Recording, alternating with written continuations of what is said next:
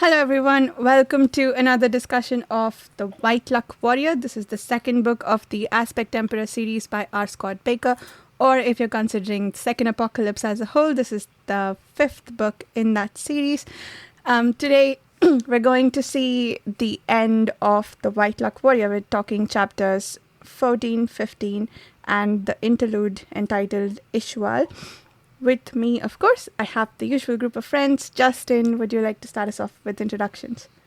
Yeah, absolutely. I'm Justin. I'm a first-time reader of this series. Very much enjoying it. And I'm excited to discuss this and dig into the next book after we finish. Dan, take it away. Yeah, I'm Dan, a multi-time reader of the series.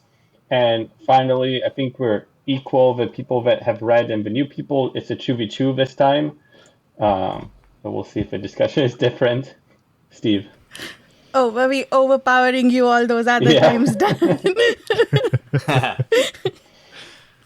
I'm Steve, and this is my second time reading the series. Enjoying it quite a bit. And yeah, you can find me on Page Train or Speculative Speculations, where we talk all things speculative fiction. And we'll be in Varsha, I think, not to steal your thunder, but we'll be taking next week off, right? Yes. Oh, sorry, I forgot to say that. Next week we're going to be taking off, but the week after that we'll start the Great Ordeal with chapters 1 through 3. And with that, let's talk the ending of The White Luck Warrior. Carl called it on the dragon showing up in the end there. Yeah, he probably didn't anticipate though it would be like a zombie dragon, pretty much. Yeah. Not exactly, but kind of. Oh man, I love it when we see an epigraph and then something happens in the chapter that, like, oh, that epigraph makes so much sense now. So the one about I think when someone's living, they die from the inside out, and when they are dying, they die from the outside in, or something like that. I'm sure I butchered that, but that epigraph in the context of the dragon. And I think later something else happens to connect it, but the dragon, oh my god, that made so much sense. And yeah, should we start there, or should we go back to Esmenet first and then finish on that resounding ending? Esmenet comes first, right? Yeah. Okay, well, we can start Esmenet, I guess. Yes, let's start on Esmenet. That has got to be my favorite Esmenet chapter so far. Really? Why? I think for a few reasons. One, I'm laughing because the way Dan asks questions, like I'm in a Viva and you're like, okay, you gave an answer, now explain yourself. But anyway, with Esmenet, I think, one, there were so many nice, what's the word I'm looking for, inner monologues with her. I loved it. Like, the writing was so beautiful, and I think I really felt for her in this one when she's contemplating whether it would have been better. Like, she's almost nostalgic for a really horrible part of her life. So that tells us how much pain she is in. And also, like, from the outside, it looks like she has everything. She's all that. But really, I think maybe she's been through a lot as well. So I think getting a little bit more of that up close and personal look at her, I really appreciated that. And then how she took control of the situation in the end. Oh my god, that blew my mind. I kept expecting it to come, partly because I keep hearing people say that the series, when it ends, the women will come out powerful, so it's not a misogynistic take on women. So, like, I guess that informed it a little bit, what I thought might come of Esmenet, but still, like, it blew my mind how she took control. Like, she's basically been learning at Kellis's knee and applying it. And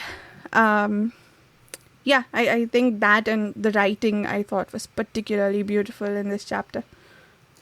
Yeah, I love it. Similar to the early parts of the last book, I love it. I completely agree when we get some of that internality of Esmenet. Like, she's such a rich character, and I feel like Bakker writes her really, really lovingly and like with a lot of care and like, you know, really well. Like she's got a lot of depth to her. And I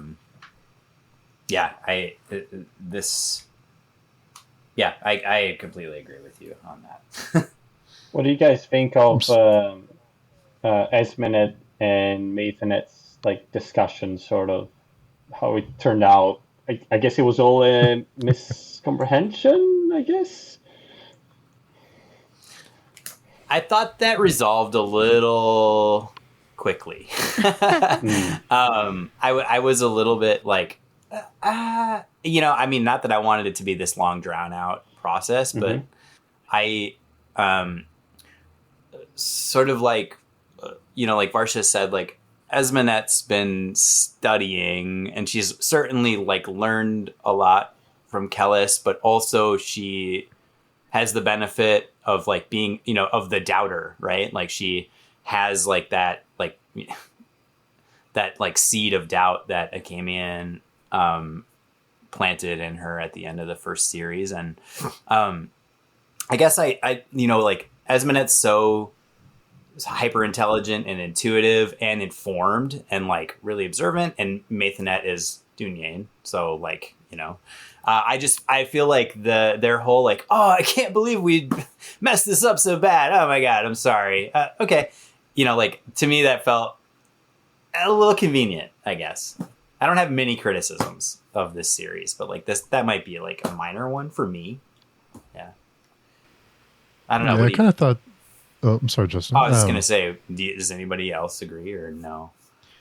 I kind of thought that was cut short to add to the shock, or trying to have like a shocking conclusion to that. Like, I always thought the first time I read that, I kind of cued the Curb Your Enthusiasm music because of the way it all worked out seemed appropriate. But I'm so glad that you guys say that about Esmenet, because I get disappointed when people give up on the series early because of the way that women are treated. And of course, but it's that way for a reason, because we get to this point. And I think Esmenet is probably the cleverest and smartest non-Dunyain in the series. I think she is, even in some ways, she's more clever than Maithanet is, and he's half Dunyain. So just what she starts off being and what she becomes, what you're seeing her become, is just, I mean, her character development is, I mean, that's why it's a bummer when people don't hang on long enough to see where her character goes. And her strings are being pulled so hard in every direction, you know, like with her children and with her relationship with Achamian, and I mean her children by Kellis, but also Mamara, and then of course Kellis and her relationship with Maithanet. Like she is just like, you know, she's got the most to consider and the most to do. And yeah. I think the stuff with Maithanet, that was interesting, because I suppose he sort of fell into his own trap of, you know, trusting his reasoning too much perhaps. And I think he does allude to that a little bit when he talks to Esmenet. So he concludes that she has gone mad. It seems that he really believed that she's gone mad and she's taking action based on that. And then when he sees that she believes what she's saying, that's when he changes his mind. And I thought that was interesting, because that's a great example of how the Dunyain operate, I guess. He's not holding on to his convictions. He's not saying, oh no, I cannot be wrong. He's immediately acknowledging that he was wrong, that he's got more evidence, so I'm going to change my mind, or like I have enough information to say, okay, I need to think differently about this. And then like he's what the non-Dunyain would think of as abasing himself, like, you know, not asking for apology. I don't think he did that, but I thought that was another example of just like how the Dunyain operates. So yeah, it did resolve quickly, but I felt like it was satisfying in that sense, like it was Dunyain working on something for me, like that's how I took it. But did anyone else feel incredibly stupid for not seeing what Maithanet said to Esmenet about the purpose of the Empire. I was like, it makes so much sense now that you put it that way. and yeah, like it doesn't matter anymore that the whole purpose of building the Empire was so he could amass this army, and he doesn't care anymore about what happens afterwards, which it just makes so much sense. And it's like, why wasn't that something that I thought of before? True. I mean, he's kind of smart. Well, it's pretty awful even for Kellis, you know. I mean, is it? He's like, oh, just do whatever you want. Now I got what I wanted from you guys. Now do whatever you want with what I've left. Right? He's scaled up the operation a little bit on this one. Yeah. I guess Maithanet before couldn't. I guess he didn't have information of what Esmenet was thinking because she was wearing the mask, right? So she wasn't right. If you remember before, when she started doubting him, and he started doubting him because of Kelmomas, right? Then she started wearing the mask, so he couldn't see what she was thinking. And I guess Maithanet couldn't anticipate that Kelmomas would do that because I guess he didn't realize yet that he's, well, that kind of person, I guess. Yeah, he does now, but... Yeah. He only finds out about Kelmomas when Interlatus and Kelmomas are in that room together, right? He doesn't know before that. Yeah, so it's kind of like, I guess it shows like the weakness of it, Dunyain, that if there's information they don't know, they can't prepare for it. And I think we've seen it a couple of other times, right? If there's something unexpected that they couldn't see or they didn't know about, it can catch them by surprise sometimes. Yeah. And I guess part of their fallibility comes from how much faith they have in their conclusions. And so one of the possibilities is that they didn't have the data to come to the right conclusion, but it's always, I have everything I need and I think this is where it's going. So that it's nice that they have a point of failure there. It's not that everything they do always comes to fruition. Yeah, and I mean, I don't know, like, if Maithanet can do the whole, like, probability trance thing that Moengus and Kellis do because they're, full-blood Dunyain, like, that was, I guess I was kind of assuming when I read that, like, that maybe he could, or maybe that he was possessed of that same type of, like, ability to, like, calculate all of these things all at once, and maybe he just doesn't have that capacity, because if he did, it felt to me like, well, he would have known this, right? But Maithanet is not Kellis, he's not Moengus, so those are good points. I feel like a little differently about it, actually. It's too bad though that he's gone now, because he, at least to me, he's the only nice Dunyain, sort of. He's been kind of nice in general. He's not been like trying to manipulate people for super bad things, or he seemed like half. I guess he's a half normal person, so maybe that helps. So starting a holy war is not. He did that because his father told him to do it. That's true. Yeah. I guess not originated by him. Yeah. Fair enough. He always seemed a bit more humane when they talked to him and when he was helping out, I guess, compared to all the sons of Kellis himself, and right. Yeah. Well, sorry, go ahead. I was just gonna say, even when compared to some humans, like in that scene in the first series where there's that brief scene with him and Sirius after Sirius is like having his guards just like murder throngs of people that are gathered outside the temple, and Maithanet seems like very humane by comparison. Not that it would take much, but yeah. I think he's been kind of a good soldier I think he's not. He's kind of been. I think I can see why we kind of don't see him as ruthless as the other Dunyains, because it seems like he's been kind of manipulated in his own ways too. Mm-hmm. It seems like he's kind of done what he's been told a lot. True. Yeah, he has been a bit of a Dunyain underling, right? He's the Shriya of what is his title? High Shriya, or is Shriya the title?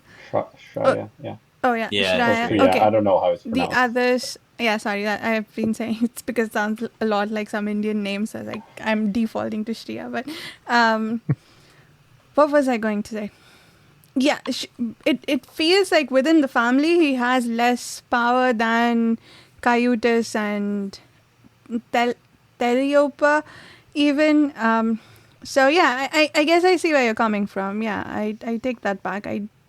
He does seem like one of the... And I did feel bad when he died. I was like, these two could work together and, maybe keep the empire that Kellis apparently doesn't care about anymore.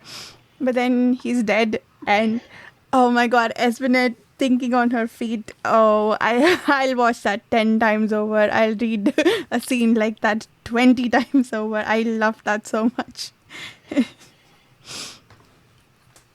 And seeing Esmenet where she was as the Empress, seeing her fall back into being dragged through the streets and being a prisoner and being kind of even lower than what she was before. Because before, she was doing what she did, but she had a little, she had a little bit of freedom.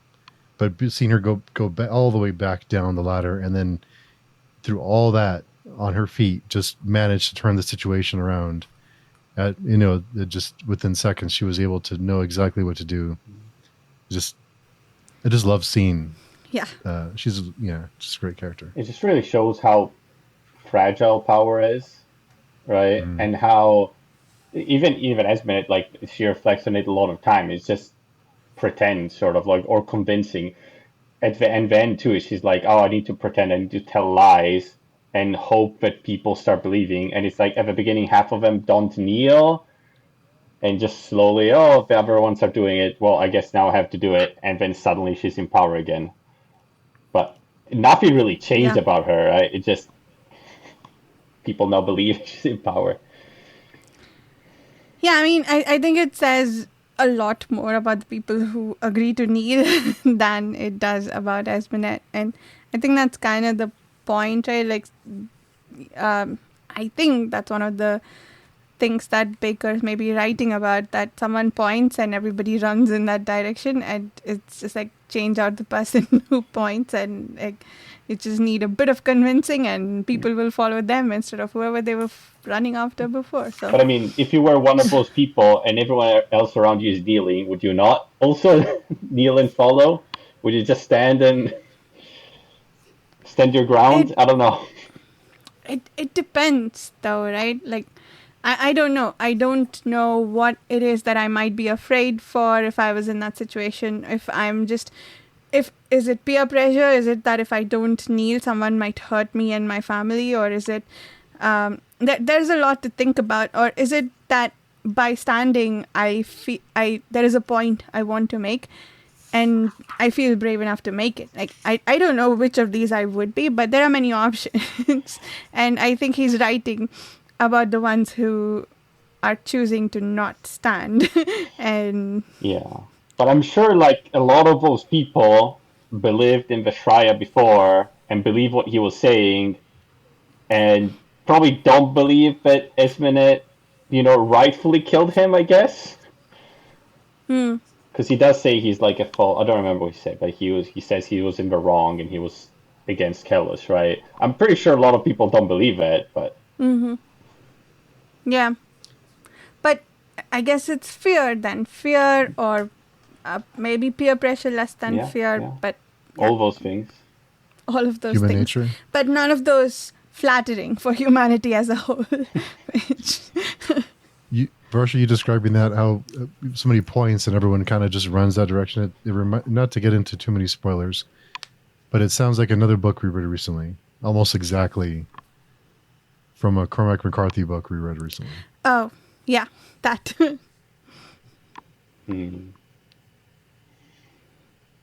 Yes.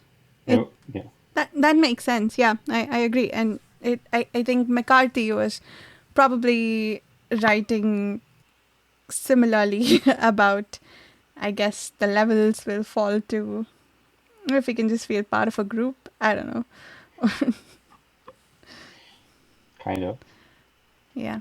Among other things, I think that might be an oversimplification of what either author is doing, but Yeah. But I think there's a thing of, it is a thing of like normalizing behaviors just because everyone else is doing it, right? Be it violence or be it, whoever is in power. If everyone treats a person, even like, I don't know, in your friend group or at the office or whatever, if everyone treats them with respect or they ask him, should we go there? Should we do that?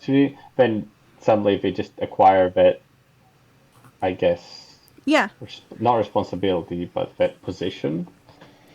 Yeah, no, I agree with you. I agree very much that this reflects real life in like both on a small scale, like the ones you described, and on a larger scale in terms of like the people in power who get to, lead governments or become dictators or whatever. Or anyway, yeah, I agree with you that this is maybe reflective of real life. I'm just reflecting on what it's telling about us. Sorry, Justin, you were about to say something earlier. Oh, well, I guess like I feel like that is a theme that's like been explored over throughout this entire series, like the idea of the agentic personality, and I think like Proyas really embodies that, like his relationship with Kellis, right? Like he like Esmenet and like for a time Akamian is like he is so conflicted and yet finds himself again and again committing awful acts like over and over again because he's compelled either by the power of Kellis compels him, or this like groupthink, right? Like, or because the group at large, or like a person in power simply suggests like this is what we should do, and even though like he knows somewhere in him still, like even at this point, that there's something wrong with this, he still soldiers on, right? He's being the good soldier in that regard. I feel Proyas is a bit different though, because I feel like if he thought that was wrong, he would fight for what he's right. He just doesn't know what is right. And he has an inner conflict, I feel. Right. Which is different than, it's wrong, but you do it because of the consequences, or you do it because you don't want confrontation or anything else. I feel like Proyas wouldn't get like peer pressured, I guess.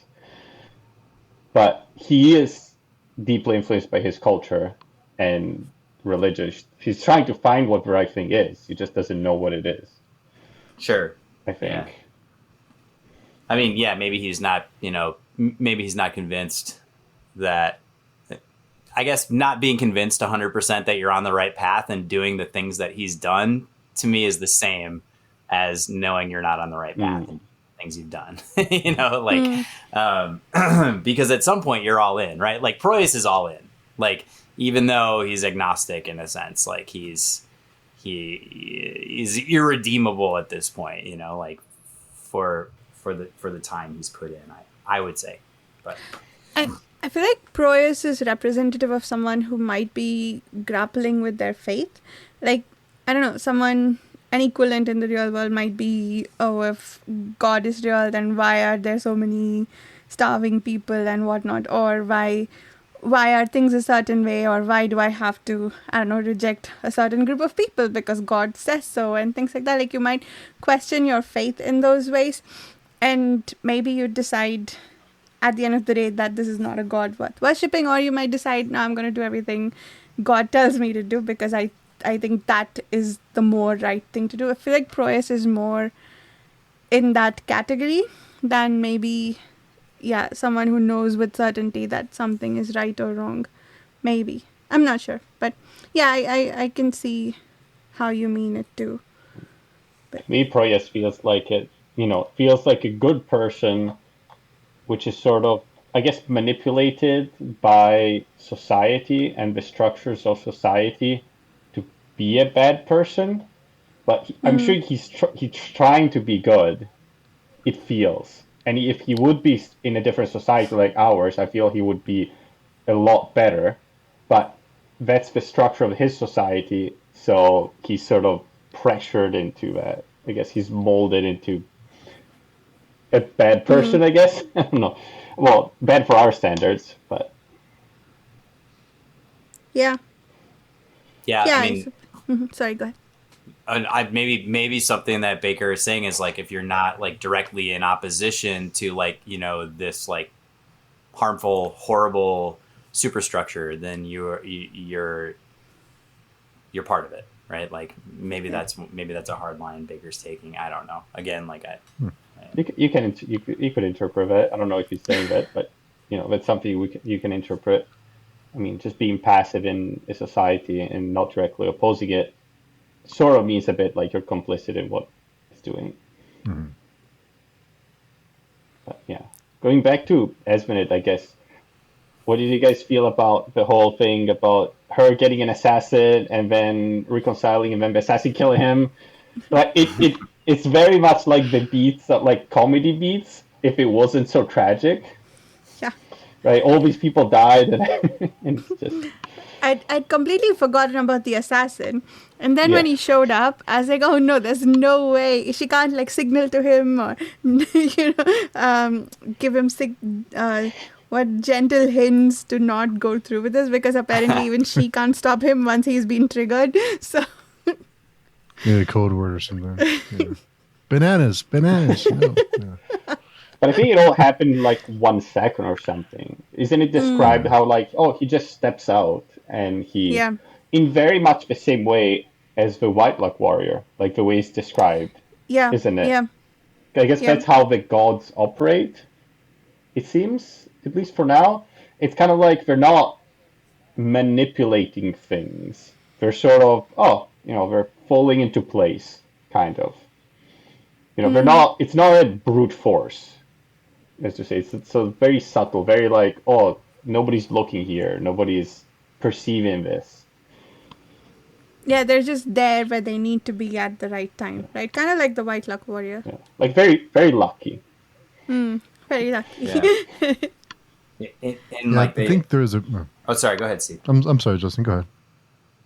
Oh, they operate in such a way that like even Maithanet's not able to anticipate what's about to happen, which like is, I guess, similar to the way, or I guess it lends credence to the theory that Kellis doesn't know about Sorwheel. Like that they operate on this level that is somehow beyond Dunyain super perception. Yeah, and it's kind of like you can't go against it, because like their narrator says, it's already been done, he's already dead. And the White Luck Warrior, like, he sees, I think Esmenet dead and Kellos dead. It's like, there's nothing you can do, it's gonna happen. It's already happened pretty much, because you can't stop it. So even if they know, even if Kellos knows and Maithanet knows, what can they do? I don't know. I think there was a page or two before the assassin appears that they feel like a presence. There's just one quick line that talks about she feels a presence or something, like there's something in the air, like there's something near. But I was curious what Varsha and Justin thought about Maithanet's last few words. Oh yeah, I was mad that he couldn't finish his sentence. Like, what was he going to say? What does he say? Sister, tell brother something. Tell my brother. And what does he want to tell Kellis? He says, let's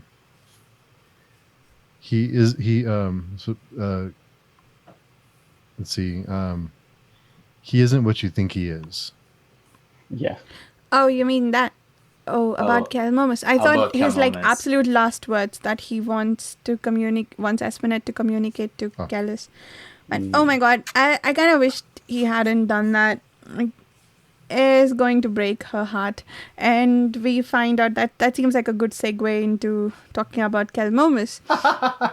He actually, apparently, does love Esmenet. Like, sure, we kind of got that impression. But, he's... I hate that Bakker did this to me, but I felt sorry for him for a bit there. When he was crying alone in the Yeah, hidden... and he's just a poor kid who misses his mother. But then he's just killing people, and I don't know if he's cannibalizing them or eating not. them. But yeah, is he? Maybe. He's definitely eating them. Yeah. He's definitely eating them. that part was not subtle. Okay. Yeah. Yeah. Oh man. I was getting like real, like, to continue our Lord of the Ring parallels. Like, I was getting some pretty hardcore Gollum vibes, like early stages of I can't remember his name. Anyway, yeah. Yeah, I think I wrote down a Gollum parallel. I don't remember if it was Kelmomas, but there was definitely a Gollum parallel here at some point. Oh, maybe it was Sarl. Who? Sarl. Oh, Sorrow. Sarl. Sorry, remind me who that Sorrel. was? The crazy thing eater. Skin eater. Yeah. Skin eaters. Yeah, he's Oh, the yes, slog of that guy. slogs. Yes, when he got hold of the head, and It's been Gollum-like for a bit, kind of. Yeah, his vocal refrains, are very Gollum-like. And the way he's described, he's like, oh, he's kind of bare on the rock, like looking around or crouching or something. It's very... yeah, I think that part was very interesting because we find out he does actually like have some part of a child in him, whatever that means for this kid, for this particularly twisted Dunyain kid. But the other thing that was interesting is he does seem to think he's talking to Samarmus. Yeah. But then last time he also thought it was a Jokli he was communicating with. So who is it? Is he comforting himself the way he is about like he is about Esmenet, that a Jokli is actually Samarmus, or like what's going on there? I don't know. Was he ever like seriously talking to a Jokli? He was talking to the statue, like sort of, that way. There was one part I think it was in last week's discussion, we talked about it, when he's not worried about whether or not Esmenet is dead. Yeah. Because he's sure that Ejokli is who orchestrated all the events. And so because he's involved, and I think at that point, I kind of figured that he knows this because Ejokli is the one he's in communication with. But I read that as a Jokli, as in sort of, he's saying, it's like tricks and smokes and mirrors and sort of things. Like there's something else going on. It's not just, like he was tricking Maithanet, and like in that sense, as in trickery is being done. That's how I read it. But not like he was serious, like actively thinking that Jokli was listening to him and he was talking. I see. But okay. So then is the theory that Kelmomas thinks he's talking to Samarmus, but it's actually something else talking to him through all of that? We don't know, but I think it's been like even before he always mentions it's Sammy and right. Yeah. Talking to Sammy, right? Yeah. The biggest reason why I thought it was Sammy was because when he died, when he killed him, he said, "Why didn't you kill me before?" That's what the voice said. So at least Kelmomas thinks it's Sammy talking to him. Yeah. Well, we don't know, but yeah. I mean, now we know that he thinks that, but we don't know what the actual voice is. Yeah, it could be Sammy. We don't know. Yeah, it could be. I just feel like with the way we were introduced to Kelmomas' character, like there's something, like with the statue of Ejokli and the mysterious voice that he's talking to. I can't shake the feeling that there's a connection there. But I don't know. It could be a joke pretending to be Samarmis because he is the trickster, so he's tricking Kelmomas into thinking it's Sammy. Yeah. I mean, there's also like the Naridar are Ajokli's not servants, but executors, sort of. And there's also like, but when he dies, when Moengus dies, Esmenet looks at the statue, not of Ajokli though, of who was it? Like the whore, the fate goddess, right? I think it says when he dies, like she sees like the statue in the background or something. Oh, I didn't notice that, but you're probably right. I thought so. If you're remembering correctly, but yeah, there's like another god being described at that point. It's not described like, oh, he's doing it. It's also described like, oh, Esmenet is just looking at the statue of this god at that sort of moment. But yeah, no, that makes sense. She does make a reference to the goddess of fate, and I hate calling her the whore, but the goddess of fate. I don't remember what's her name. It is mentioned. I don't remember what. It's E something, I think. Yeah. I don't remember. That sounds right, but I don't remember it. Yeah, anyway, the fate person.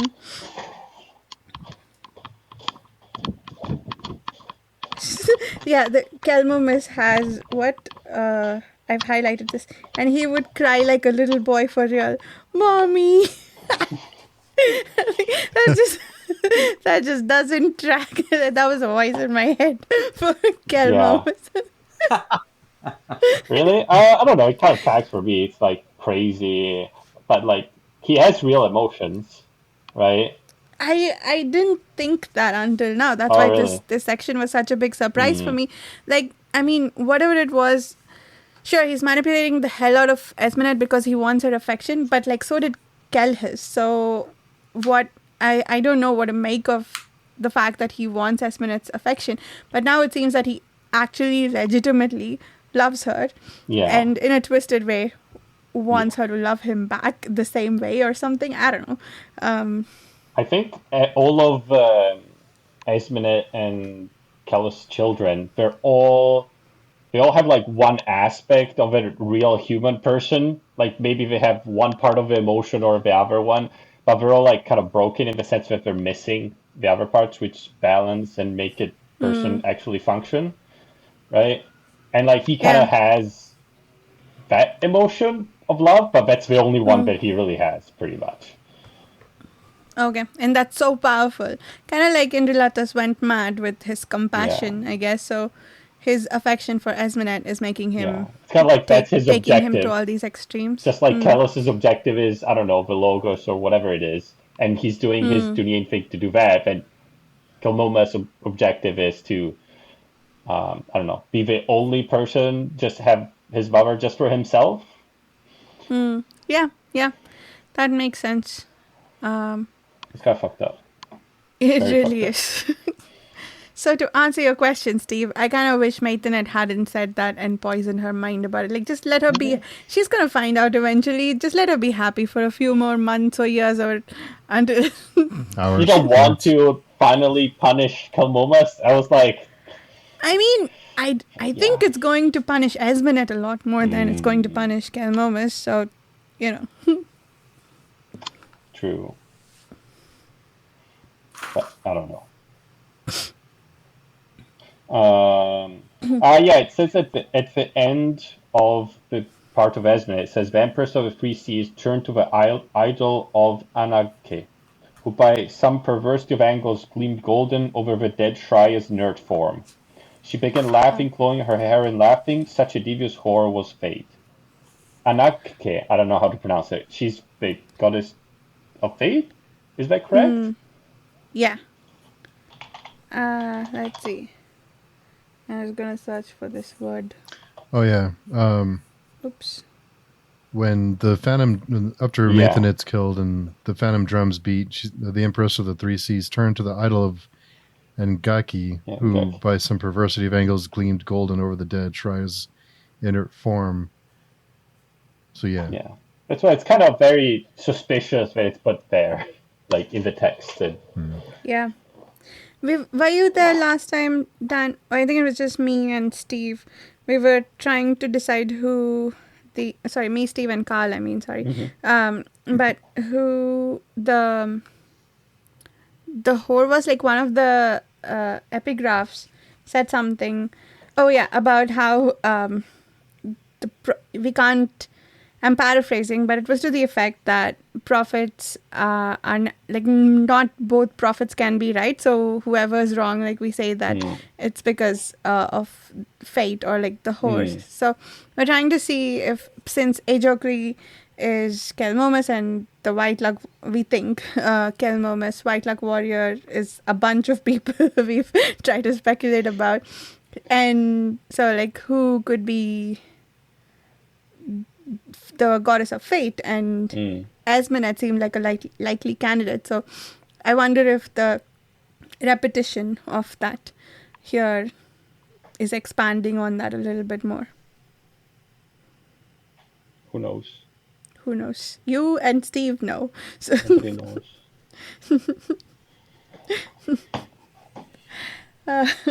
So I think, one thing I wanted to bring up earlier, we were talking about how this series is sort of depicting a really terrible side of humanity, I think. But it's kind of unrelenting, I think. It's like there's no hope. It's bordering on cynical for me. Bordering? It is cynical, I guess. Like there's no redemption, there's like no nice people, which is fine. Like I'm fine, but it's just quite unrelenting, and I'm like, let up. Maybe there are some nice things that we want to talk about. Like even the characters that I appreciate for what they're doing and what's happening to them, it is a bit cynical in the sense that it's about her. Esmenet is who I have in mind. She needs to survive, so she's grasping at whatever she can to survive, and that's fine. Maybe she'll be less of a tyrant than her husband was. I don't know if she'll improve things, but she's only looking out for herself in that scene too. So yeah, overall, it's a very, very unrelenting and unflattering look, which I think we do need sometimes, but I kind of wish there were... It's not that kind of series, so I don't want this series to be any different, but it's just one of the things that's making it a bit hard for me to read. But yeah. I think the people in this world are hardened because of the past, because of what's happened in the past, and the battles and the condition that it's in because of the past events. I think part of why there is kind of hope is I think Esmenet is her character, seeing where she starts off and seeing where she is even now. I think they're fighting for survival for the hope that it will one day become something better. Like they're just trying to survive at this point. And they're trying to, with all the challenges in front of them, I think they have to be hardened, and not that I'm trying to excuse anybody. Yeah. But I think that they are who they are because of the world that they're in. And if they can survive, maybe that things will be better one day. Yeah, that makes sense. That generations. Yeah. But. Generations later. I guess the morality is kind of an indulgence in this world, it seems like. And so, yeah. I guess. But I mean, if the world doesn't have to be as fucked up as it is. Like, they're actively making it more fucked up, a lot of them. Right? Yeah. Yeah.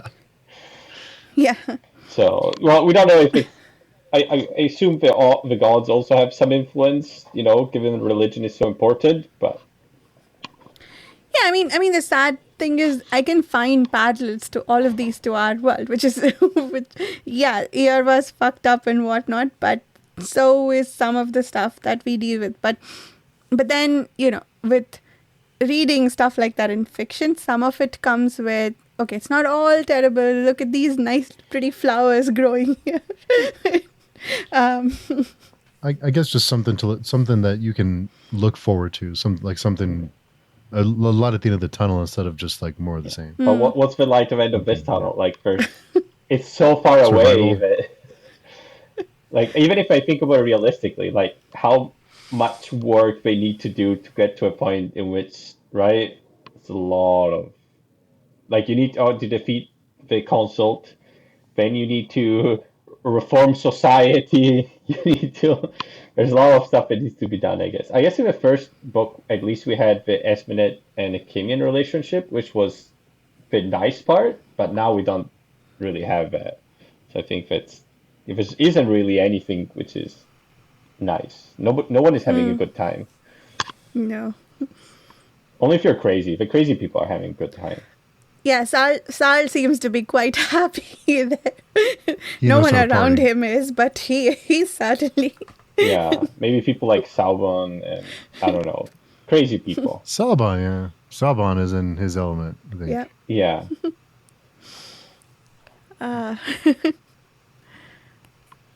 Yeah. Oh man, yeah. Sorry, go ahead. And like all of that's really true. Like I'm sitting here like trying to think of some like points of light in this story, and most of them reach back into like pretty far antiquity, and who knows, that's a similar situation where there's such intense and all-encompassing darkness that there are these points of light that shine through and become legends, right? Like, and maybe that's where this is all heading. But there is something in the conversation at the end of the book, which we don't need to skip ahead to it, but like the conversation we learned with the dragon or the Raku, where it reveals that there's something unique about Irwa. Like Irwa has put up far greater resistance than any of the previous worlds, which we also, another revelation, have learned that that the Inkaroi are just doing this on repeat, right? Like they're going around shelling out worlds, trying to save themselves from damnation, and it's not working, right? So they just keep trying, and they keep trying to reduce the populations of various worlds to 144,000, which what the fuck is that numerology? I don't know. That sounds like some 12 like times 12. It's like Into 1,000 into 10 cube. 12 square into 10 cube. Yeah. It reminded me of and I mean, I don't, everybody's allowed to believe what they believe, and whatever. But like, it reminded me of the Jehovah's Witness thing about how there's a certain number of souls that are allowed into heaven. I was like, 144,000. Like that's not, that's what is that? But anyway, I guess all that is to say that like there's something about Irwa that like it allows them to put up resistance to the Inkaroi, unlike that they've seen before. Yeah. It is actually there's a Wikipedia page for 144,000, and it appears 3 times in the Book of Revelation. I think the first one is the number of people from the tribes of Israel, 12,000 from each one or something. There's the Jehovah's Witnesses, which is also 144,000. There's also the Mormons, something about them. Yeah, there's a couple. Islam too has the number of companions of Muhammad. It says 144,000. So I guess it is a special number. So why reduce each world to the number of people who can make it to heaven, which it sounds like is what a lot of these numbers represent? Muhammad's companions, the Jehovah's Witness number that Justin mentioned. Yeah, I don't know. Yeah. So I mean, have the Inkaroi considered maybe not doing things that would bring them damnation? Maybe. Well, they're probably. It's too late now, I would assume. I mean, there's not many left, right? There's not many left. So you know how when Mimara sees that, whose soul does she see? I forget. Was it Galen? that it's not too late for you. You can still change. And I guess for Akamian, she sees that there's nothing he can do to not be damned. Maybe the Inkuroi are in that state. But is there no redemption? But then also, no, she also says that it's about the balance of the soul. So if all of these people just, fed hungry children for 200,000 years instead of going from world to world and reducing their population, maybe their soul will balance the other way, and they could not be damned. Seems doubtful. I mean, even with Galen and Bear, because he sees two souls, right? He sees one now and one earlier in the book, or maybe last book, right? But I think what she sees is like, oh, you're already damned. But I thought it's just like, well, there's nothing you can do at this point. Like, I forgive you, but that's not going to really do anything. No, but didn't she also say, stop, don't do this now? If you continue to live and do nice things, true. There is hope for you. Yeah. Did she for this one or the other one? I don't remember. No, this one. It was this one, I think. Yeah. I mean, it was in the chapters we just read, so. Maybe. Yeah. But anyway, my point is, apart from being frivolous, is what is it about them that makes it so they are so damned that they need to go around doing all of this shit instead of, Yeah, I don't know. Steve's laughing mysteriously. Steve Shwata. No, this reading this series has made you curse like a lot more. Like, I've heard you curse before.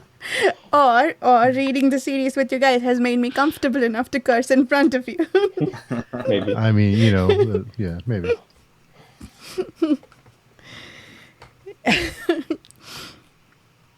But yeah, that was, I agree with you, Justin. Those were some very interesting revelations. I was reading it like this when the dragon was talking. Yeah. Oh my god, that dragon was so cool. Yeah, it's very much like the dragon. Also, is very much like a callback to Tolkien, and by itself, they're callback to Tolkien the way they're created, but also their personality, like the Hobbit. It's like a modified Hobbit dragon. The smog, right? Yeah. Mm-hmm. Yeah, but more fucked up, obviously. Big and Smog is Smog also the father of all dragons in Tolkien's world? No, it's not. The father of all dragon is, I don't remember his name. It's another guy that died a long time ago. But okay. Yeah. Yeah.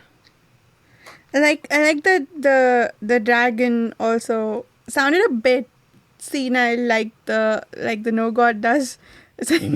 No, go away, come back when the world has truly ended, which is chilling but also slightly silly. Yeah, I wonder what he means when he can't die until the world ends. How do you think that's just like a phrase that symbolic, or do you think it's actually that there's something connecting him with the No God or the apocalypse, which means he can't die until the apocalypse succeeds? Maybe. I think he has been connected to the apocalypse, to the death of the people. I got the impression that there was some spell or something that's holding him there, and we find out that he has a bit of hell inside him. Which remind me, is that like the other king we saw in Kill Augus, who, I mean, that guy also came from hell, right? The non-man king. He was dragging it with him, sort of, I guess. He brought a bit of hell with him. And this dragon has a bit of hell on the inside. Oh my god, that's just so cool. Yeah, I got the impression, the way it was phrased, I can't find it now, that it's like, a switch. When enough people die, the dragon dies. Yeah, maybe it's because it's fulfilled its job, because he was created by the Inkuroi to, kill everyone. Oh no, he's gone. Oh no. But yeah, he was created to make the apocalypse succeed. So when it's concluded, maybe all his job is done, and he's not needed anymore. But did we know what his job was, or just that for some reason he needed to be around, and we don't know what the reason Well, was? they're creatures like the Shrank, the Bashrag, the Dragons were all created by the Inkoroi to fight in the war against the non-men, to be able to bring upon the apocalypse, right? But like tools of the Inkoroi, I guess. But he's just like chilling on top of his horde. Well, aren't really that many Inkoroi left. There's like 2 or something, right? Yeah, There's a couple. 2. Yeah, there's 2 left, right? Yeah. Orang and I forget the other guy's name. Yeah, and probably and they've been all these creatures are controlled by the no god, not by the Inkoroi. The no god is the one that's actually controlling the Shrank and everything else. Like the Inkoroi have to use like the Ten Yoke Legion, or they can't just command the Shrank. Oh, I didn't know that. Huh. Well, because they haven't been doing it. Like the Shrank are like sort of mindless. They had to chain them together to bring them to attack the Great Ordeal, right?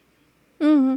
Yeah, but I didn't make the connection to them being only controlled by the Shrank. That makes sense because he spoke through the Shrank in one voice and all of that. Yeah, we know that no god can like automatically control the Shrank and the Basher. So. Wow. Okay. Yeah, that's cool. So they're just chilling, waiting for the no god to show up. I guess that's what I'm speculating, but I'm not sure. Yeah, that makes sense. But yeah, it's very cool how he's very much like a stereotypical dragon. He loves his treasure. He has like the riddles and those things, right? Yeah. It's and I loved how he tricked Akamian. It's like, yes, I will take the truth. and then he says the truth is infinite, is it not? It's like, yeah, you were never gonna let Akamian got out so easily, and then he's like, nope, you gotta stay here forever because it's infinite. You have to be here longer than I am. oh, that was fantastic. Hey, Justin's back. Yeah, little blip there. Sorry. Yeah. We were talking about the dragon and his trickery of Akamian with the statement that truth is infinite. Yeah.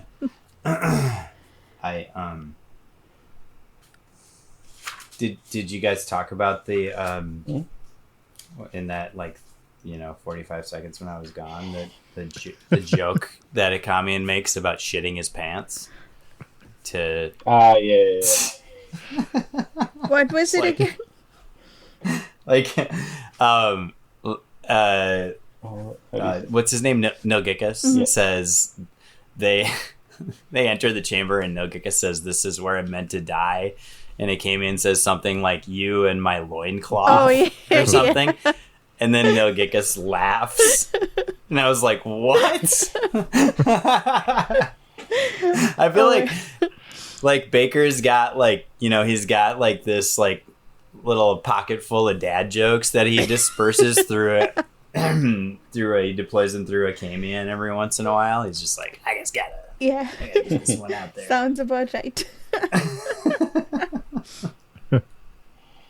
Yeah, I guess Nilgikus died. Well, and he says that the consult now rules in Ishtarvin, right? Oh, yeah. Yeah. Ooh, is Kellis getting played by the consult? Is that what that means? Yeah, I kind of forgot about that, but that's pretty major. Yeah, that that they just gave up a long time ago, and they're just... But they're not actively opposing, they're not, well, not yet. Maybe they've been waiting to strike to make this deal with Kellis, and they're gonna. That's ominous. Yeah. They're totally going to betray him. Well, we do know that some non-men are working for the consult, right? We've seen them. Yeah, but they are declared consult. They're maybe they're coming from Starvin or something. We don't know. Yeah. But these guys who came to Kellis claimed to represent Nilgekus, lied through their teeth about that. Yeah. And why would... Yeah, okay, this doesn't fully track, but it seems like the reason they would lie would be because they're actually working for someone else. Yeah. Do you think Kellis can see through non-man facial expression like human one? I mean, wasn't he starting to figure out the concept just from like observing them for a little bit? So it makes sense that he would also, assuming that non-men have expressions at all, which I think they do. Yeah, but he hasn't seen any non. He hasn't been in presence of non-men, has he? No, he hasn't. That we So know he would have needed some time. Yes. Yeah, not that we've witnessed, Yeah. but like how I guess I'm assuming he's had some relations. Because you think that if there were humans, he would realize they're lying to him, right? But I guess we don't Right. know exactly because they're non-men. So there's a possibility that he doesn't know.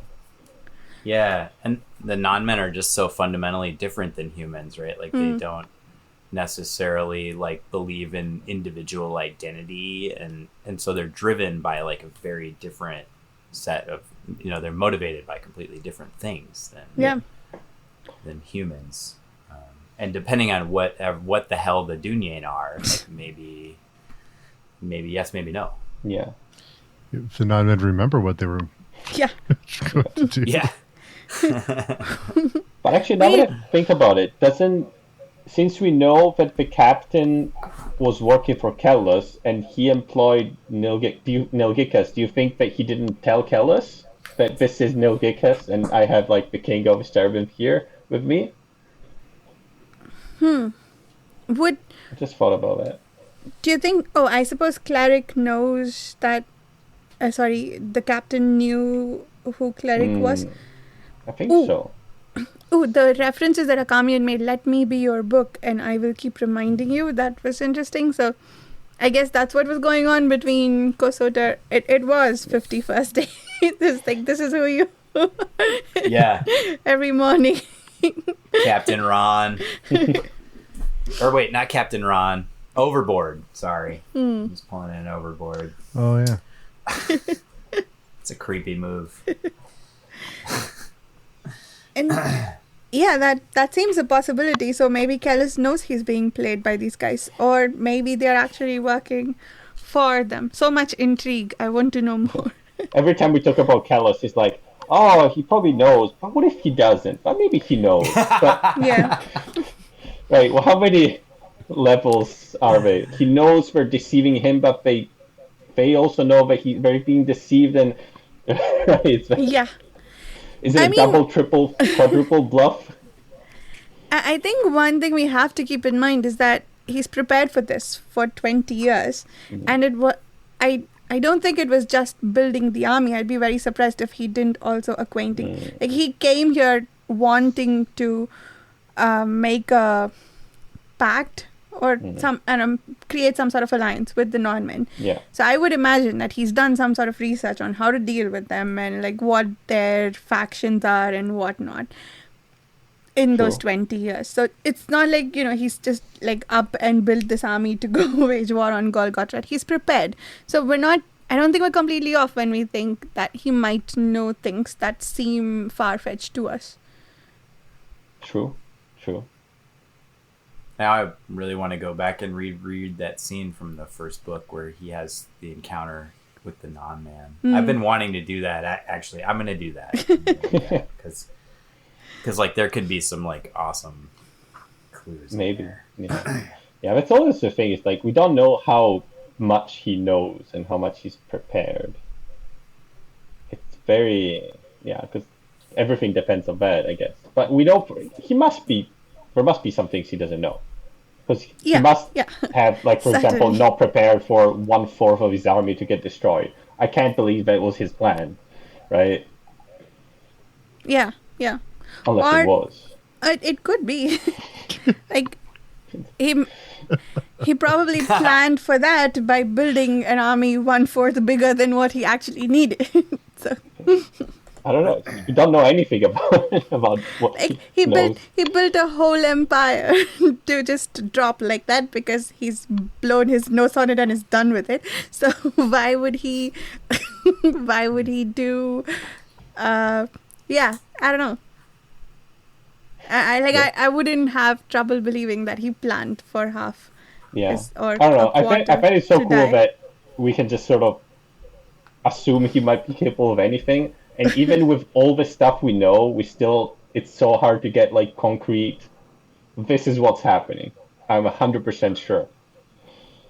Right. Yeah. I go back all the time to the, like the conversation that he has with Moengus at the end of the first series where Moengus declares him mad, and then Bakker essentially backs that up in the what came before of the first book in this series, right? Where he says, like, Kellis is mad.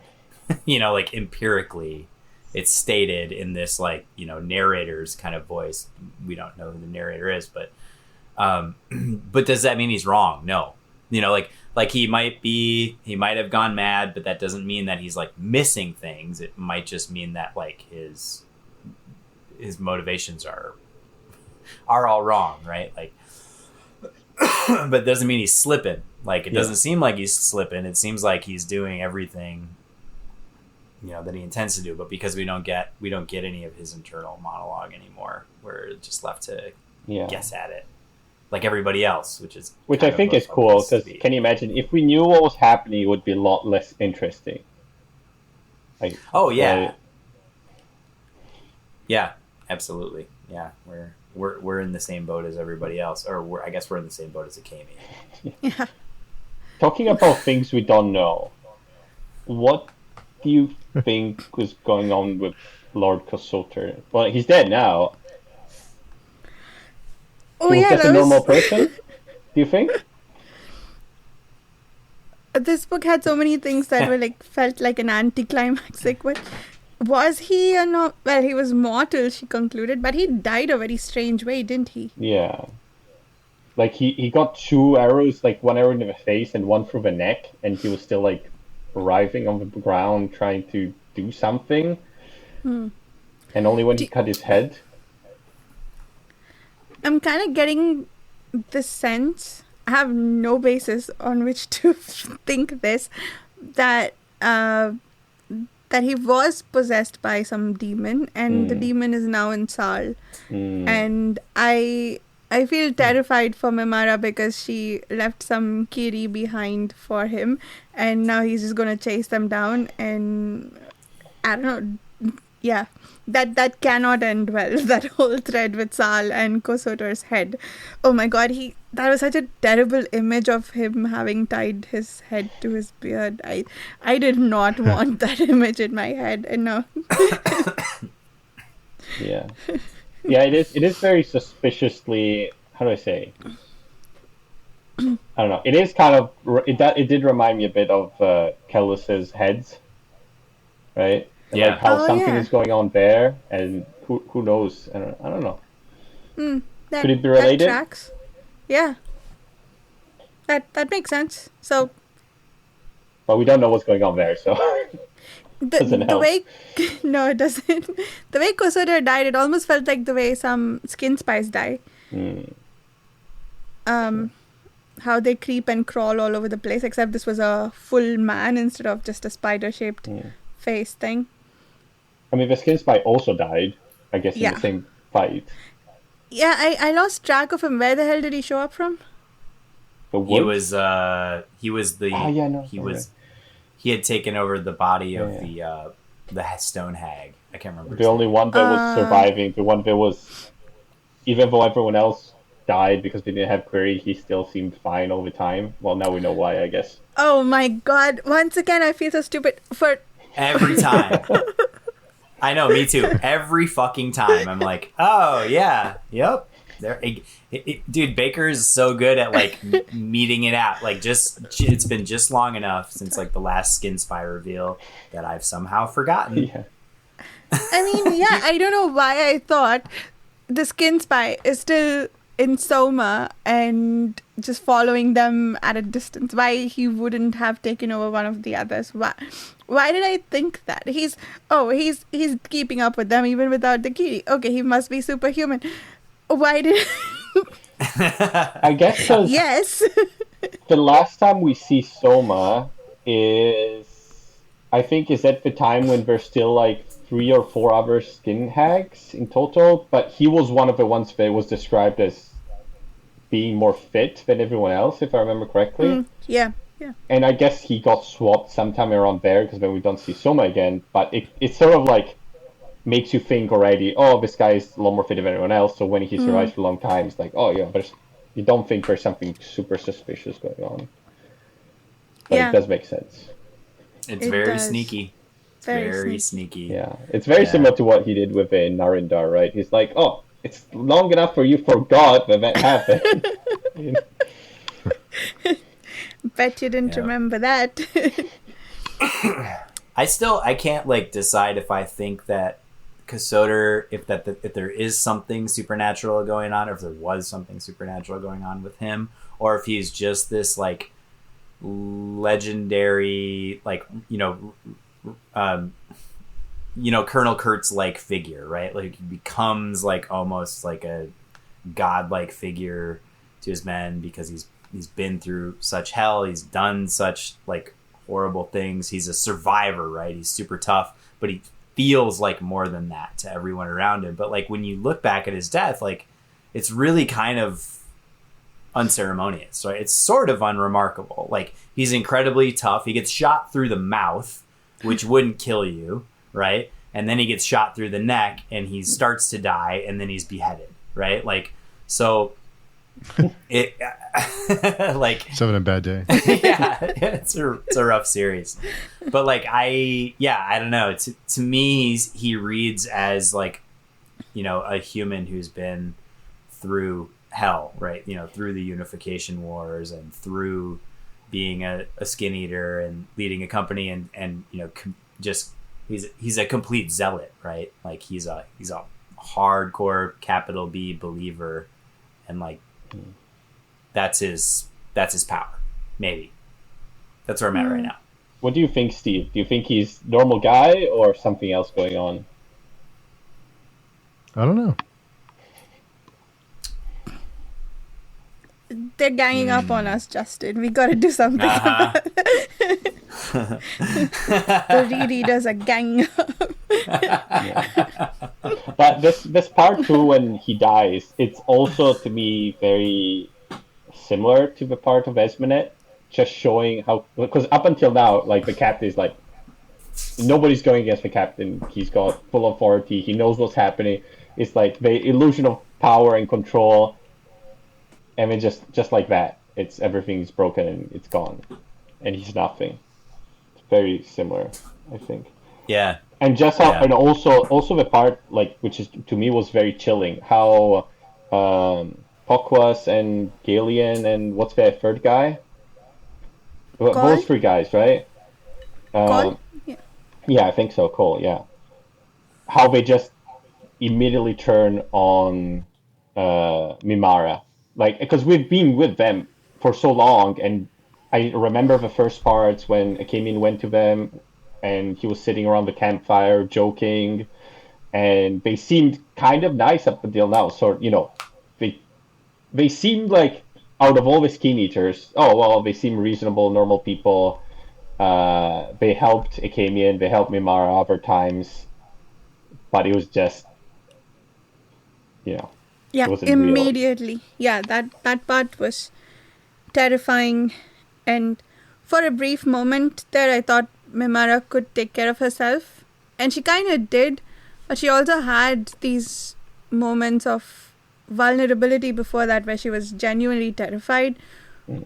Which, I think that part was very disturbing. And it was really well done, but it was hard to read. Yeah.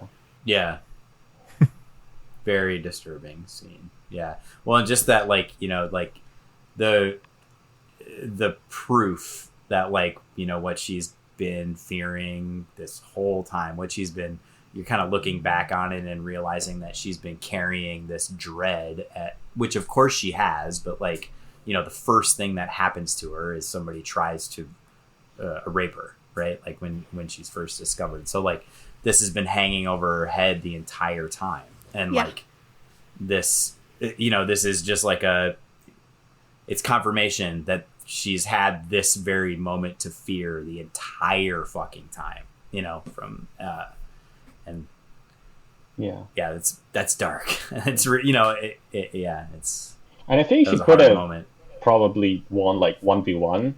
She looked pretty good at like fighting and stuff like that. Which showed like he was trained when he was at the palace, because he does like kill a couple of people, right, or something. But I think like 3v1, it's a bit too much. I was surprised those guys took out a skin spy, also. Yeah. I guess they're skin eaters. They're probably some of the older skin eaters been there for a while, so. Yeah. The fire that Mimara kept talking about, was that one that only she could see? Because I don't remember. I mean, the only possibility was for the dragon to have lit the place on fire, but I don't think that happened, right? Akamian would have noticed when he came out, if that was so. You mean the fire when he was looking into Galeon's soul and seeing him tormented in hell? That I guess, but she kept saying, let's get out of this fire and this is burning. She kept referencing a fire, but I don't think it was an actual physical fire. There might have also been the dragon fire, though, I think. Was it? I wasn't sure which it was. Sorry, just... That's how I read it. I read it as the dragon fire. Yeah. But I don't know. But it's also descriptions of hell and fire. Yes. Yeah, it's probably true. Like, I read the last bit in the car when I was coming home tonight, so maybe I missed something. But yeah, it felt like Akamian didn't notice a fire. Like, if the entire forest is on fire, then I thought he might have noticed. But maybe it was obvious and that didn't need mentioning. Yeah. What did you think of, like, Mimara seeing his destiny and what's going to happen to his soul?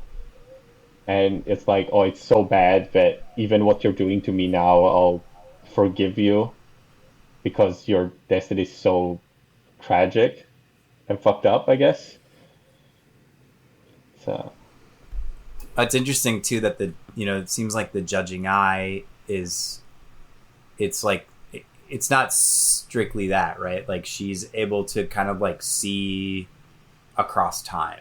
Like she's able to see when she's looking at Galleon, she's able to see his past and his future, like kind of all at once. Like it's that whole thing with the gods where they don't perceive time the same way that human beings do. Like it's all at once. I think that the judging eye is interesting. Like there's so much going on with it that like we don't understand. Like why is it so? What's so powerful about it? You know, like like given her station, it's not powerful at all, right? At this point, like it's saved her ass a couple times, and she did some like really cool shit, presumably because of it, right? Back in earlier in the book, but like we don't know the breadth of her abilities, right? Just that like it's super rare. Yeah, and, it's has great potential, but. And I think it's implied that she has a particularly powerful form of it, but we don't know yet what else she can do with it. Sure is special. It's like, she's seeing what I guess God would see. Which, there must be something there, right? But definitely something more. Or means I get, but. Maybe it's like, to draw a parallel to our, human history. Like maybe it means that she's some sort of mystic, right? Like she could inspire, masses. Like she's the real deal, right? Like she sees she sees things that nobody else can see. Like she has this like eye of God that can perceive what's damned and what isn't, and like what could be more powerful than that, given that like the gods are definitely real and people are definitely damned. Well, if nobody believes you, though. Right. Yeah. Like there's great potential, but there's also great potential for it to be, essentially useless, given that she has no power. And would people want to tell them the truth? I don't know. Just as someone that tells me, "Oh, I know 100% you're damned." It's like, oh shit. Well, I need to be, I need to gamble that you're wrong, right? Hmm. I don't know. Yeah, or or maybe that just like lets you off the hook. Maybe. Yeah, maybe that too. Maybe. If you do, I think this came up. Did it, Steve? I'm not sure. In that short story we read by Ted Chiang, Hell is the Absence of God. If you know that you're going to be damned, and then you do things with the intention of reversing that, then you're still going to be damned because you're not being actually selfless. You're still doing it with ulterior motive. In that short story, that's how it went. Yeah. But, I guess it's the whole discussion of, is it actions or is it belief that saves you? Which is, you know, it's a very, central theme of Christianity and different sects of Christianity, right? And like the Reformation, for example, and stuff like that. Those very much like, faith saves you. It's not actions that save you.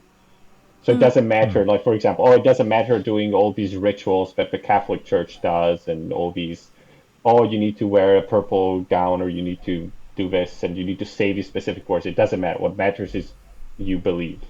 It's not your acts, I guess. But, so it is very real discussion. Yeah. But I don't know what it is in this world.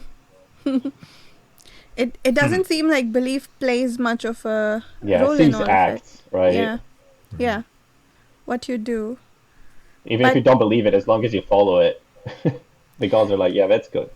Wait, I mean, belief in the sense that you don't have to be good, you just believe just the act of worship makes you good, versus you're doing something good and the reason why you're doing it. Does that, I don't think we know enough. Like, sure, certain actions, actually I think we do, because a lot of the sorcerers, they use their sorcery for good, but they're damned anyway just because they use sorcery. So so maybe the intention doesn't matter. Let's at least to affect the lack of damnation. I don't know about the other way. Yeah, who knows? There was another interesting part in this section about sorcery, which was when they were trying to dig themselves out of the rock, and Akamian was thinking, in history, many times rulers and people try to make the sorcerers do useful things like build bridges, build roads, and the sorcerer was like, fuck that, I'm too important. I'm not gonna help people, right? It's very, how do I say, doesn't put them in a good light, I guess, because they could be doing so many good things, but no, they're just keeping their sorcery secret to be powerful. I mean, we saw that with the Scarlet Spires in the first Holy War, right? Yeah. But to think that there were, like, not even a couple of sorcerers, which would, even Akamian, right? He's not, I guess he had more important things in his mind, like the apocalypse, but still. Yeah. Do you think, I mean, yes, that didn't put them in a good light, but do you also think that maybe given the whole connotation of damnation and just the mark and how they can see the mark, right, and it looks like a scar on the sorcerer, that they just try to use it, what's the word I'm looking for, judiciously, so they only use it when absolutely necessary or something like that. But then they also use it to keep lights open. Yeah, but just doing it once feels like that's enough to be damned, right? Yeah. But then there's also you're damned, but the severity of damnation, because the way Akamian sees cleric's mark, like this really dense mark on him. Yeah. So, I mean, even if it doesn't change the final outcome of where you go after you die, it feels like you're getting a little bit more impure each time you use sorcery. Do you think there's a difference? If you're more damned, something else? I don't know. Maybe your soul feels more pain in hell or something. I don't know. Apparently, their version of hell has a bunch of demons torturing them, so maybe you get worse demons if you have a denser mark. Maybe. Yeah, there's levels to it. I mean, like damnation, like sorcery being a cause of damnation feels so arbitrary sometimes in this, right? Like even if like by the system that's in place here, like even if you are a sorcerer and you go around building bridges and feeding people and doing acts, you're still damned, right? Which like it depends on like, I guess the base assumption here that everybody's operating under, like everybody in the book, is that like whoever's management right now in the outside is permanently installed there. And like my suspicion, and I don't know if this is anywhere near accurate, is that like Kellis is interested in like deposing that system of management somehow. Like I feel like he is like apprehended what's happening and like has this, because like how else would you make it so that sorcerers aren't damned, right? And so like Kellis is essentially in the same place as the Inkaroi. Like he's seeking to absolve himself and those who are like him, right? So like I don't know, like that's like the like sneaking some suspicion I've had for a while. Like possibly. Is that like this pantheon is not, is potentially transient, right? Like they can be deposed somehow. Actually, we haven't heard of anything like that happening. Like we haven't heard of any legends of ascensions or anything. Well, no, there was sorry. Nothing like that happened as far as I remember. We know of aspect emperors, right? Emperors who've become sort of godheads, but we don't know if that's just in the mind of the people or if it's actual gods. The way it's described and framed, it was very much like, they made it's a fiction, right? It's not they didn't actually ascend. Yeah. The only one there might be some thinking is Sejanus, right? Because he did ascend to the nail of maybe might be something like that, but then he didn't become a god in the 1,000 temples as far as I know, right? Yeah, just a prophet, right? Yeah, so I don't know. Or is he the one god? I mean, he might have, but it's not in the doctrine, I guess, right? Right. So we don't know.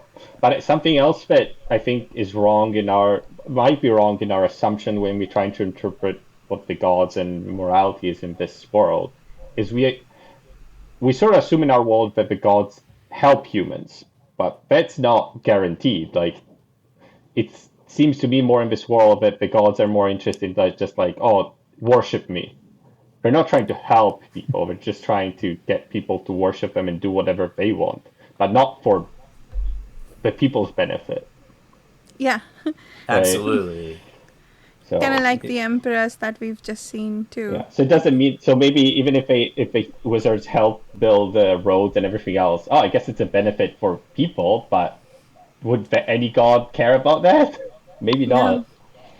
Yeah, there's zero like altruistic impulse behind any of the gods that we've seen so far, which is maybe why, like, you were saying, Varsha, earlier, like everything's so fucking dark, because like there is no morality that we would recognize. Yeah. Right? They're operating under a completely different paradigm. I mean, the Yatwer has like, donate to a priestess, donate, but it's very twisted.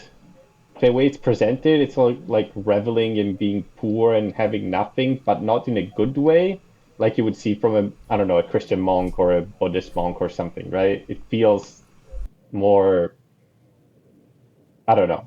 I don't know how to describe it, but more like you're proud of being, Yeah, I think I follow, yeah. There's no humility. Like, you're finding pride in it's just worship, a different way of it's like Yapper. It's a different way of oppressing people, a different way of having power. But yeah, I agree. I that does come off. Yeah. So I think, Justin, so does that mean then, if your theory is right, that Kellis knows that the non-men that he's dealing with are actually tied to Golgotha, and so now he wants to make a deal with the Inkoroi to figure out how to defeat the outside together rather than defeat the Inkoroi? Like, it's like, make a deal. It's like, you don't bring the non-men back and I'll help you not be damned. Yeah, sorry, like not maybe non-man, this, no god. yeah, maybe this whole thing is like a, just like the hard road to like a parlay. Yeah. Right? Like, so that's the light at the end of the tunnel. They're all just going to be friends and they'll sing a song and we'll do a Bollywood number. Yeah. And then how do they decide who survives? Do they draw lots for the 144,000 that can survive? I mean, I'm sure Kellis will happily hand his army over if that suits his purpose, whatever the hell that is. Fair enough. I guess there's not too many Inkoroi left that need to fit in that 144,000. So wait, so did they, for all these worlds, did they do to them what they did to the non-men, like stop them from reproducing and then bring the population down to 144,000? Because how does it stay at that number? They could still expand from there on. True. Yeah. Very unimportant thing that Vasha needs to know. yeah, maybe it's just, once you dip below 144,000, you're like locked in. That's the what critical mass. Yeah, there's only a that amount of souls. It's like a Buddhist thing. It's you have a limited amount of souls, but I don't know if that's true, but they reincarnate, so you can't get more people. Yeah. I mean, that's the only thing, like, so far that has occurred to me that would be, like, dark enough for Kellis. Like, Yeah. That, I mean, I wouldn't put it past him to do that. Like, I don't think saving humanity is his goal. Whatever it is he wants, I don't think that's it. I'd be very surprised if it is. No, I mean, like, you think about that, like, from the first book. What was that guy's name? It was like, it's like Lewis. Oh, yeah, it was like Lewis, but with a lisp. Lewis. Oh. Lewis. The hunter. Oh, yeah. Yeah. With a lisp. Right? Yeah. Like, he I feel like that's, like, a maquette for this whole thing, right? Like, he encounters Lewis, and he attempts to understand him, and then he attempts to help him, but only to the point that he's useful to Kellis. And the second that, like, Kellis is ready to move on, he just leaves him for dead, right? Like, and it's very shocking in the moment, right? But it's like, it sets the table. Like, this is fucking Kellis, like, he's the worst. Like, in the grand scheme of things, a very small collateral damage there. Yeah. So, are we ready to move on to another topic? I have a couple more things to bring up. One was the conversation between Akamian and Nilgekas, where he talks about how the loss of memory makes him more pure. I didn't get the bit about becoming and to become and whatnot, but before that, when he talks about how the removal of memory makes it more pure, that reminded me of the Dunyain, and they're trying to get rid of the darkness that comes before. Feels like an even more extreme approach to, not that they're willingly losing memory, but he's like, yeah, cool, now that I am losing memory, I can become more pure. So yeah, I think there have been a lot of parallels between the non-men and Dunyain so far. I do wonder if that's where their origin lies, but regardless, I think this was interesting, the way Nilgekas talked about it versus the darkness that comes before. I mean, that the Dunyain try to get rid of. It is interesting because if you think about if the way we behave is due to our history, what we went through, our environment, everything else, then if you strip all of that and you have no memory of your past self, does that make your actions really the reflection of who you really are instead of the product of your environment? Which is very similar to kind of what the Dunyain were doing, like you said. But in the Dunyain case, where they train themselves to identify it and not be affected by it. Yeah. And the non-main case, instead, it just, well, if it can't remember it, then it's impossible for it to affect me. And it's also connected to, right, it's also connected to what we've heard before of them worshipping, like what they don't know. Yeah. Right? Yeah, exactly. Yeah. Yeah. Yeah, so there might be something there. I don't know what, but there's something there. Yeah. I mean, Bakker did... Sorry, go ahead. Oh, no, go ahead, Farsha. I think I saw in some interview that he said, that Bakker said that he likes to write repeat themes across multiple parts of the story. So this could just be that, or it could be some larger connecting thing for the events of the story. Yeah.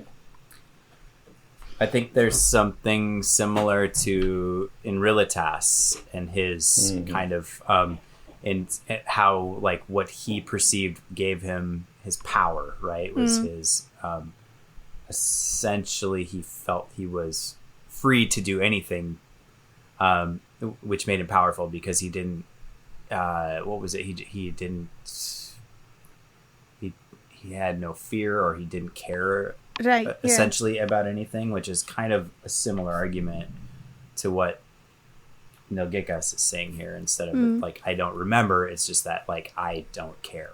Yeah. Right? Therefore, I am a self-moving soul. Right. Yeah. Like, yeah, really similar to the Dunyain. That conversation, I think I was like really tired toward the end of it, and I was like, becoming, like, what are you talking about? You know? What are you saying? Are you just a madman raving, or are you actually making sense? Yeah, there's a lot of good stuff in these books, though, that makes you reflect on, try to think for yourself, who are you, right? What makes you yourself? What influences you? And yeah, I guess for me, reading a book like this, it's not like I agree with everything all these people say, obviously, but it's a good starting point for thinking about it, right? And there's different perspectives shown through it and different ways that it influences, right? The different cultures, stuff like that. It's a good version. Yeah, no, I agree. I think a lot of this, I think what I said earlier about the whole cynicism of it, it's like, it's a bit like, a lot like Blood Meridian in that, look how terrible human history is. Sure, this is not about human history, but you could absolutely find parallels for a lot of things that this story is about, from history and current affairs. But yeah, the hopelessness of it all, I think I am railing against a little bit. Yeah. Which, I think that's good. You're arguing with the book, engaging with it. So he is doing a good job there. So I have no complaints in that regard. But yeah, and it gives us a lot of food for thought too, and helps frame our own opinions on various things. I think a good story does that. Stories I've loved recently do that. So yeah. I think Bakker does not agree that the arc of the universe bends toward justice, though, right? Like he's definitely he's definitely on the other side. But I do find myself while reading this thinking a lot of this is all death and despair and human nature is like that. But then it also makes me think about this it feel like it's missing all those things that are good about human nature, which exist but are often glossed over, right? And those exist, and they're like all the time, but they don't. It's kind of like watching the news, sort of. Yeah, exactly. Yeah, it's like it's missing those bright sparks, and if you compare it to something like Malazan, for instance, where compassion is a big theme that people keep bringing up about that, if on the face of it, it does explore a lot of dark things, but a thing that keeps coming up is human beings are not terrible. There is hope. Not all hope is lost. in that series. And so I think in that sense, that is a point that I think the series is simply refusing to make, which is fine. That's probably the author's opinion, or maybe he doesn't want to go there and just make us think about all the ways that we are terrible. But it, like I said, I mean, the effect it has on me is it makes it slightly harder to read, and I argue with it a bit more than I would with a series that says, okay, look, there are nice things too. So yeah, like what Bakker kind of like reminds me of, like what this series reminds me of more than anything I've ever read, and I haven't read like a lot of fantasy, but like is the Guy Debord's Society of the Spectacle.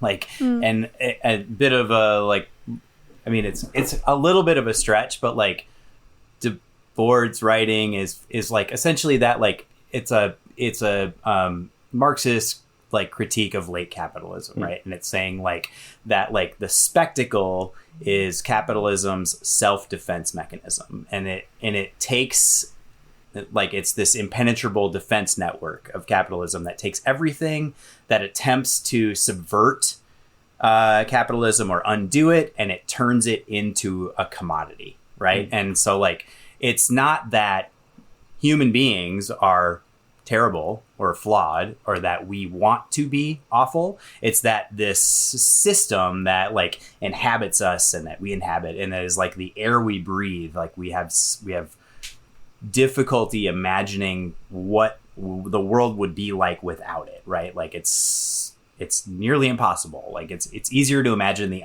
end of the world, right, than a different like dominant global system of production. And like I think that like that's a maybe like what that's what I'm hoping like this is going toward, right? That there's like a larger systemic thing, like sort of what I was talking about, like the, you know, like the outside and the ruling pantheon is like making it impossible for anybody to to act in a way that we would recognize as like, you know,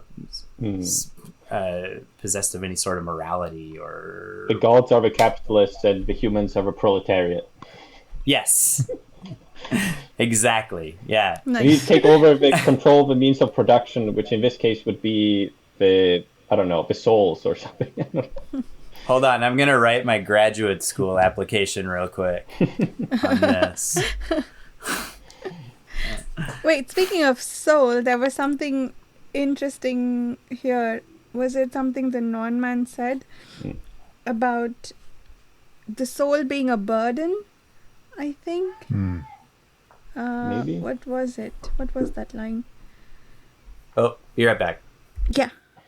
There's something about the soul being a burden. There are literally parts of this that I've highlighted and written, what does this mean? I have no idea. But yeah, the soul is a burden. There's something there, but I forget. Oh no. Yeah, it feels familiar, but I don't remember. Found it. Yeah, it's in the context of the memory being stripped away. Only when memory is stripped away, Claric cried out, the glow fading from his eyes. Only then is being revealed as pure becoming. Only when the past dies can we shrug aside the burden that is our soul. So it almost sounds like, not to sort of double down on the comparison between this and the darkness that comes before of the Dunyain, it almost sounds like he's implying that the soul is the source of said darkness and any preconceptions. And that feels new to me. I don't think we've seen that so far, because the Dunyain want to attain some absoluteness. I don't know if they use the word soul at all. Absolute spirit. I think they do use spirit. Or is that just the religious people? So spirit, soul, and I think the Dunyain is just unqualified absolute. Oh, they do want to become a self-moving soul. So these guys seem to think that even we need to do away even with the soul to make free will. Is that what's going on here? I don't know. Like this was a very confusing Maybe sentence. they will lead them closer to the unknown, I guess. Which they worship. Yeah, so maybe that's what we're trying to do. But Maybe. Yeah. That makes sense, I suppose. I don't know. Don't know.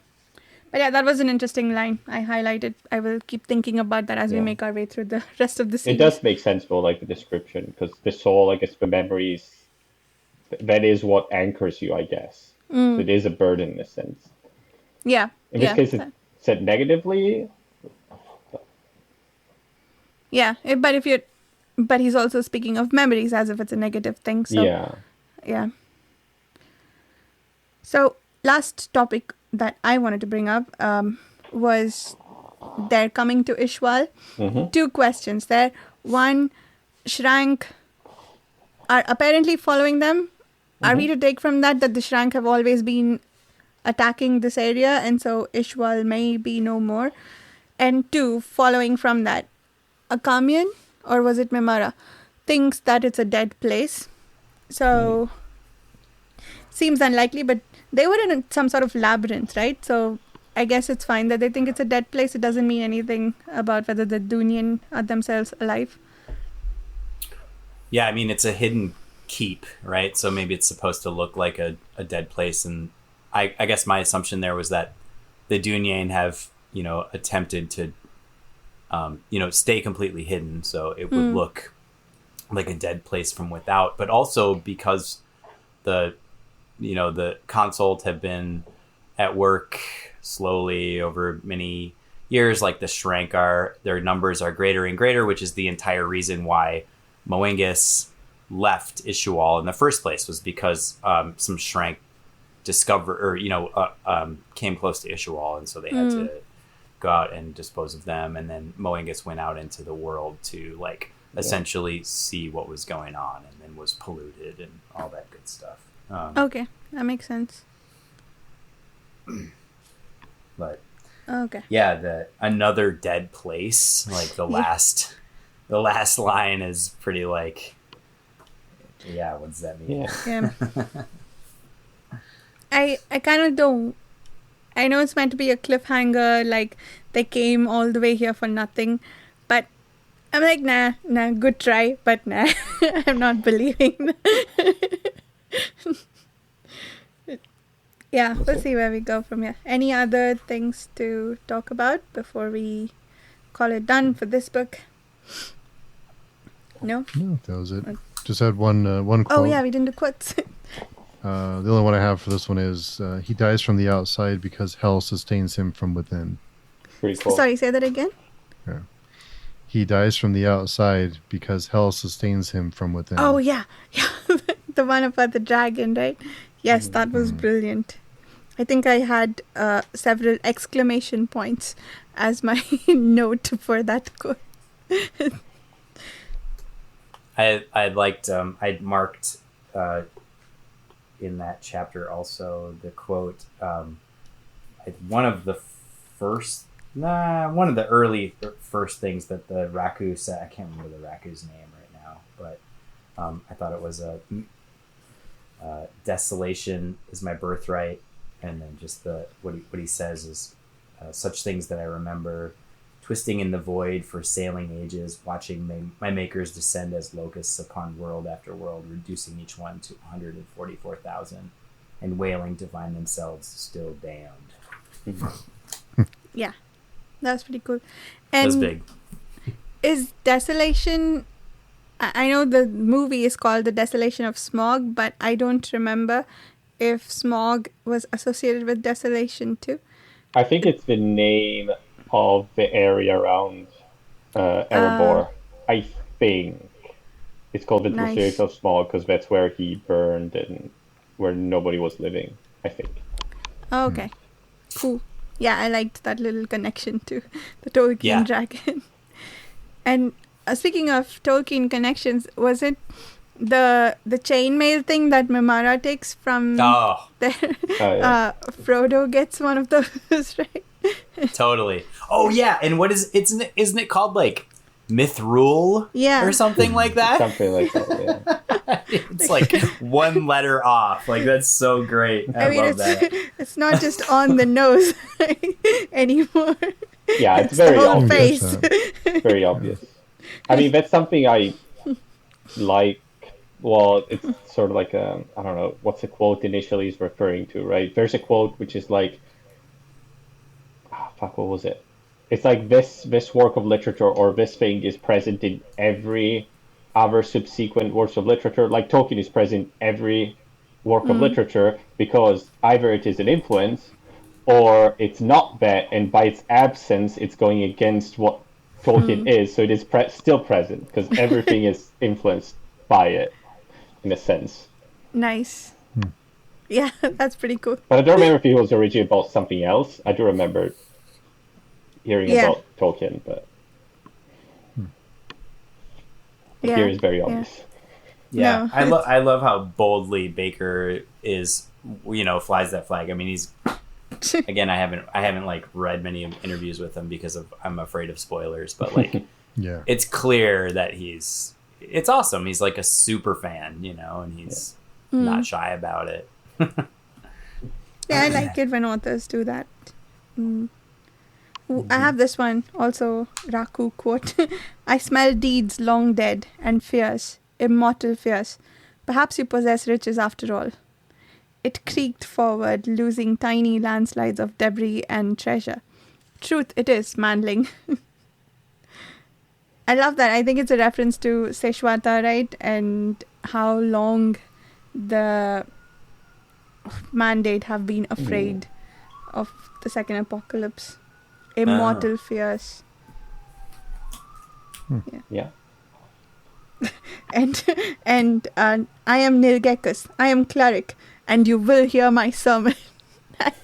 I love every time Nilgekus is like, you will hear my sermon. Well, not anymore because he's dead. And do I remember correctly that he tried to give a sermon to the dragon? Kind of. Yeah. Essentially did. Yeah, I'm gonna miss that guy. Now he's only available in ash form to keep Mimara and Akamian going. Yeah. He's just drugs. Yes. Non-mint heroin. Yeah. Yeah. I also was like, I felt sort of like dumb that I didn't foresee that happening also, because like the Kiri's getting low. Yeah. And it's that's something going forward that's really interesting though. Like they're like fiending, like they are completely addicted, and like how is I don't know, that's super interesting. They just need to kill more non-men. Yeah. No big deal. There are still some pretty effective ones too, like the people that Kellis met who came in their magic chariot. Yeah. Mm-hmm. Cool. So with that, shall we do outros? And for everyone listening, we're going to be doing chapters 1 through 3 of The Great Ordeal. 2 weeks from now, we're taking a break for 1 week. Dan, would you like to kick off the outros? I'm Dan, and I'm a human. I exist, and I post on Patreon. Justin? Oh yeah, I'm Justin. I'm also a human, as far as I know. wow. I'm also on Page Chewing and Midnight Movie Train, and I'm just stoked to keep it rolling. Like I'm bummed there's only 2 books left. But So much happens. Yeah. yeah, Steve. Yes, I'm Steve. You can find me on patreon.com and come and join us. Come and talk the series and other stuff with us, and come and hang out. Yeah, and I've been forgetting to say this, but these discussions are open to anyone who's interested to join. So if you'd like to come chat with us, check out the Patreon forum where we do all the planning and scheduling and so on. You can find me on the YouTube channel Reading by the Rainy Mountain. I'm pretty sure the last time I checked, I wasn't human, I was Murderbot. But and yeah, come hang out on the Patreon forum with us. We'll see you in 2 weeks for The Great Ordeal. Thank you so much. Bye.